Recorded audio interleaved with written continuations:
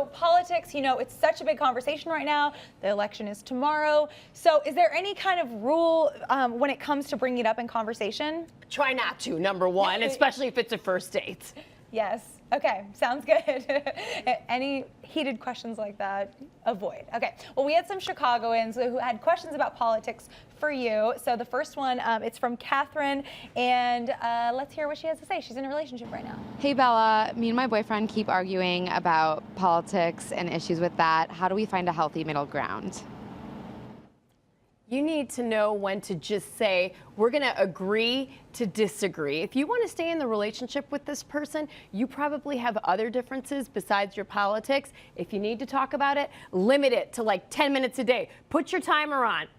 Now you're done. Yeah, I think that's a good one to have boundaries for it, to have rules for it, so that you're being respectful and you're not crossing the line with anyone. I think to have rules for arguing. Yeah, because you can get so angry, and people quickly, are so too. passionate and so quickly. It's like push button, erupt. It's like, okay, just take a chill, like put your level head on before you have that conversation.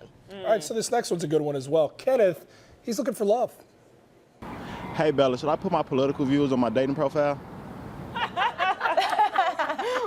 He got right to the point. He's like, I got a question. Yup, I'm trying to build his profile. Straight to it. That was so funny. What do you think? If your politics define you, are very, very important to you, then put it on your profile. But Match surveyed people this year and found that 72% of singles nationally are willing to date across party lines. Really? So if it's really important to you, put it out there, and you know you have to have somebody who agrees with you and wants to rally it up with you and do whatever that is. But other than that, just say middle of the road. Bella, is it fair to say that now in 2018, this is more of a deal? I mean, obviously, we're sitting here talking about it as a theme today. Do you feel like politics play a bigger role in relationships now, more so than ever by a long shot? Or has this always been something that's kind of been bubbling underneath the surface? I think it's always been bubbling under the surface, but today it can become a real values judgment. And a lot of times people think it's older folks that are going to be tougher with harder viewpoints. But in our practice, I find that millennials are also, it's like, here's what I think, and if you don't agree, bye. Okay, let's get to our last question. It's from Peter, and he needs some advice after just a few dates in. Hey Bella, I've been on a few dates with this girl, and I just found out that her political views are different from mine. How do I bring it up? See, I hope to find this out by like kind of first or second date. He's a few dates in now. Does he walk away or?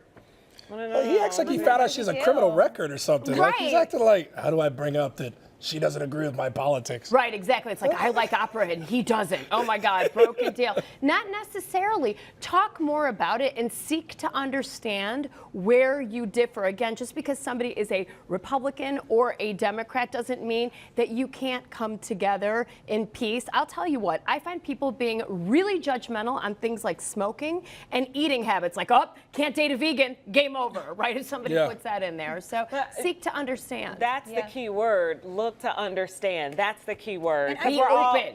Yeah. Like every relationship. Who could date a vegan anyway? You know what I'm saying? Jordan!